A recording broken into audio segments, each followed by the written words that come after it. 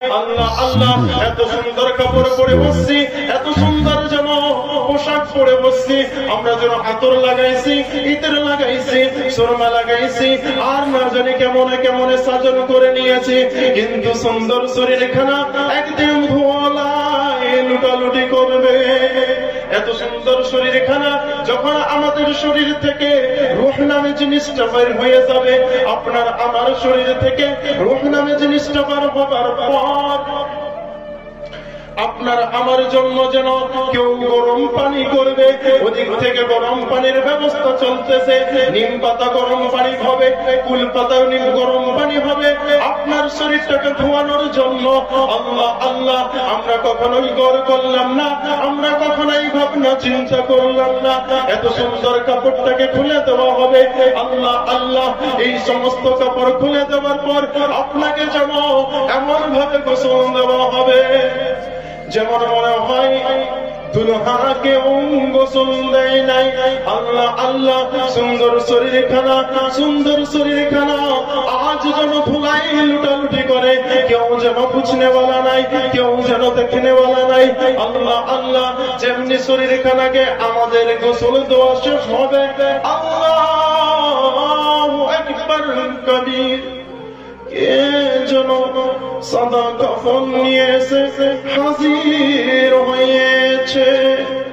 সাদা কাফনকে যেন আমাদের শরীরটাকে চকলেটের মতো লেপটাইয়া, এত সুন্দর শরীরটাকে চকলেটের মতো লেপটাইয়া আমাদেরকে যেন মসজিদের খাটখানা আজ বাড়ির উঠানে লাগছে, আর এই উঠানের খাটখানা আমাদের যেন পরস্পর ভাইয়েরা, দাদারা, কাকারা, ফুফুরা, নানারা, দাদারা যারা আছে ভালো করে সাফ সুতরো করে দেওয়ার পর সুন্দর শরীরখানাকে যেন চকলেটের মতো লেপটাবার পর ওই যেন আপনাকে খাটের ওপর শোয়াই দিয়া চিরজীবনের মতো গারার জন্য চলে যাবে।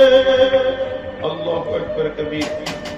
করেছেন আপনি আমি যখন কবরটাতে যাচ্ছি মনে করেন, এরা কিন্তু এদের মধ্যে কেউই আমাদের মধ্যে পর ছিল না, কেউ দাদা, কেউ ভাই, কেউ কাকা, কেউ চাচা, কেউ বড় আব্বা, কারো মামা, এরাই আপন স্বজন সব আজকে সুন্দর করে যেন সুন্দর করে গোসল তো দিয়েছে, ঠিক বরযাত্রীরা যেন লা ইলাহা ইল্লাল্লাহ মুহাম্মাদুর রাসূলুল্লাহ সাল্লাল্লাহু আলাইহি ওয়াসাল্লাম তাসবিহ চলতে চলতে আস্তে আস্তে আস্তে যেন ওইখানে নিয়ে যাচ্ছে যেখানে আপনার আমার সাথী টিউবলাইট থাকবেন, আপনার আমার সাথী থাকবেন। এমন অবস্থায় আপনি একবার কল্পনা জগতে যান, এমন অবস্থায় আপনাদের যারা নিজে এদের মধ্যে কিন্তু কেউই দুশ্মন ছিল না, কেউই দুশ্মন ছিল না। আজকে আমাদেরকে সুন্দর করে খাটে নিয়ে চলে যাচ্ছে, নিচের দিকে মাথা দিয়ে দেন, দেখছি দাদা, বাবা, কাকা, আমরা তো তোমার পর ছিলাম না, তোমরা আমাকে কোথায় নিয়ে যাচ্ছ, কোথায়? তারপরও হয়তো মনে একটা শখ জাগবে, সম্ভবত যারা যাচ্ছে আমার সাথে কবরে সবার সাথে হবে, এই জন্যই যাচ্ছে। আল্লাহু আকবার কবীর। আস্তে আস্তে আস্তে আস্তে কবরস্থান পর্যন্ত পৌঁছাই যাওয়ার পর আপনার আমার শরীরটাকে দুইজন ব্যক্তি নামায় না, দুইজন ব্যক্তি নামাইবে, নামাবার পর উঠে আসবে, উঠে আসার পর আমরা তখন ভাববো যে হয়তো কিছু নাই যা আমাদের সাথে, কিন্তু এই যে আসমানটাকে দেখতে পাচ্ছি, কবরে শুয়ে যে আসমানটাকে দেখতে পাচ্ছি, এই আসমানে একটা সূর্যের যে রশ্মি আছে, কিরণ আছে, ধূপ আছে, এটা মনে হয় আমার কবর পর্যন্ত চিরস্থায়ী, এটা কল্পনা চলছে। আল্লাহু আকবার কবীর। কে যেন আওয়াজ দিল, এই বাসের পাল্লা নিয়ে আয়, অনেক সময় হয়েছে, তাড়াতাড়ি বাসের পাল্লাগুলো নিয়ে আয়। আস্তে আস্তে যেন পায়ের তরফ থেকে বাসের পাল্লাগুলো যেন পরস্পর বিছানা শুরু করে দিয়েছে। আল্লাহু আকবার। পরস্পর পায়ের তরফ থেকে যখন পাশের ঠাল্লা গুলা বিছাচ্ছে, তো তারপরও একটা মনে আশা আছে, সম্ভব হতে পারে। এই যে বাসের ভাগ দিয়া একটা রশ্মি আসছে, কিরণ আসছে, ধূপ আসছে, এটা হয়তো এটা থেকে যাবে। এই দেখতে না দেখতে একজন আত্মীয়র মধ্যে কেউ বলে দিল, পার্টিটা নিয়ে আসে। অনেক সময় হয়েছে পার্টিটা নিয়ে আসে। পার্টিটা দেওয়ার পরও কিন্তু একটুখানি হয়তো রশ্মি আমার কবর পর্যন্ত এখনো পৌঁছাচ্ছে। মওলা আর কিছু চাই না, এই রশ্মিটুকু আমার কবরে থাকলে আমি ধন্য, এই রশ্মিটুকু থাকলে ধন্য। মওলার সাথে কথোপকথন চলতেছে, মওলা আর কিছু চাই না। সবাই তো একে একে ছেড়ে চলে গেল, সবাই তো আমাকে যেন কোলে করে নিয়ে আসলো, সবাই তো যেন আমাকে কাঁধে করে নিয়ে আসলো। আমার আব্বা ছিল, আমার দাদা ছিল, আমার ভাই ছিল, আমার যেন পাড়ার প্রতিবেশীরা ছিল, আমার সমস্ত আত্মীয়রা একসাথে নিয়ে আসলো আমাকে কবর জগৎ পর্যন্ত। রাখার পরে আমি ভাবলাম, সম্ভবত আল্লাহ তাআলা তোমার যে সূর্য রশ্মি আমার চোখ পর্যন্ত পৌঁছাচ্ছে মওলা, এই রশ্মিটা হয়তো থেকে যাবে মওলা। এটাও তো আমি ব্যর্থ হয়ে গেলাম। কে যেন সারি সারি করে সম্পূর্ণ বাসগুলা বিছাই দিয়েছে, আর তো আমি কিছুই দেখতে পাইতেছি না। কিন্তু তারপরও আমার কবরে, অন্ধকার কবরটাতে একটা নূর এখনো আছে, একটা আলো এখনো আছে। ও মওলা, আর কিছু চাইতাম না, এটা রেখা দেন, আর কিছু লাগতো না। কে যেন পড়া শুরু করেছে, মিনহা খালাকনাকুম ওয়া ফিহা নুঈদুকুম ওয়া মিনহা নুখরিজুকুম তারাতান উখরা। আর যেন মাটি দেওয়া শুরু করেছে। তারপরও যেন এখনো আমার চোখের উপরে এখনো আল্লাহু আকবার মাটি পড়ে নাই। তারপরও মনে যেন সন্দেহ আছে, এই রশ্মিটা হয়তো থাকবে, এই রশ্মিটা হয়তো থাকবে।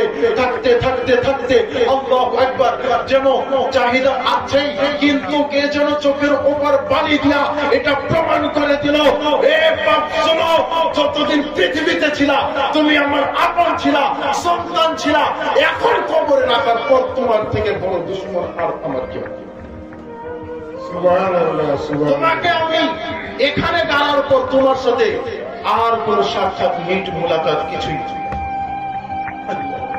কল্পনা জগতে একবার যদি আমরা ভাবতাম, এই মেহফিলে যতগুলা নওজওয়ান বাপজান, ভাইজান, দাদাজান, এখনো বলছি বাচ্চা মান, এখানে আসে বস, তোর পারবে দুনিয়াতে মান সম্মান। বাপজান, একবার আমরা কল্পনা করি না, কবরটাতে যখন মাটিগুলা দেওয়া হলো, এদিকে নরম মাটি আছে, কিছু কিছু জায়গায় শক্ত মাটি আছে, শক্ত। যেন পানি দিয়া সিল দেয়, পানি দিয়ে মাটিগুলোকে নরম করে কাদা করে রেখে দেয়, আর বলে ওই মাইয়াত ভাবে, আমি যদি জিন্দা হইয়াও যাইতাম, তুমি যে গান গারছো আমারে, আর উঠতাম না, আর উঠতাম না। তুমি এত পর করে দিল। আমরা কার বেশি ভালোবাসি? নিজের সন্তান। সন্তান আজকে আমাকে ঘিরে চলে যাচ্ছে। আল্লাহু আকবার। আর এখনো সময়, যদিও বছরে একবার আমার জন্য সাক্ষাৎ করার জন্য কেউ আসে না, সুন্নি মিলাদ মেহফিল করতে থাকে, যদি আসতো, একটা জামানা চলে আসছে আমাদের কাছে। গৌর করবেন বাবা, যারা আহলে হাদিস কিংবা দিয়াবন্দি আর অন্য কোন পন্থীতে নিয়ে দিয়েছেন, কোনদিন এটা ভাবিয়েন না যে হয়তো আমার পোতা, আমার নাতি আমার জন্য তুই খানা হাত তুলবে। এটা সম্পূর্ণ নাজায়েজ, বিদআত, হারাম বলে দিয়েছে। এদের কাছে তো এটা জায়েজই না। যদিও আসতো, এরা এখন কালো বলে দিন আমাদের মাথার উপরে ছড়া। আল্লাহু আকবার। কল্পনা চলে বাপজান, দ্বীনে ইসলামের মধ্যে পূর্ণরূপে প্রবেশ করেছিল অনেক সাহাবী রাসূল। দ্বীনে ইসলামের মধ্যে পূর্ণরূপে প্রবেশ করেছিল খাজা মুঈনুদ্দিন চিশতি আলাইহির রাহমা। আমরা খুব মাশহুর ও মারুফ এই ঘটনাটা শুনছি। ইনি ওযু করার জন্য মুরিদকে কইল, আনা সাগর থেকে পানি আন, আনা সাগর থেকে পানি আনো।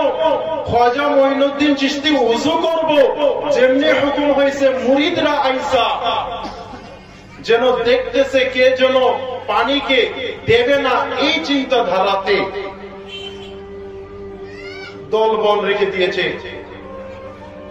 যেন কেউ পানি না নিতে পারে। খাজা মঈনুদ্দিন চিশতির এক হুকুমে গোটা আনা সাগরের পানি একটা পিয়ালায় ভর্তি হয়ে খাজা মঈনুদ্দিন চিশতি আলাইহির রহমাত দরবারে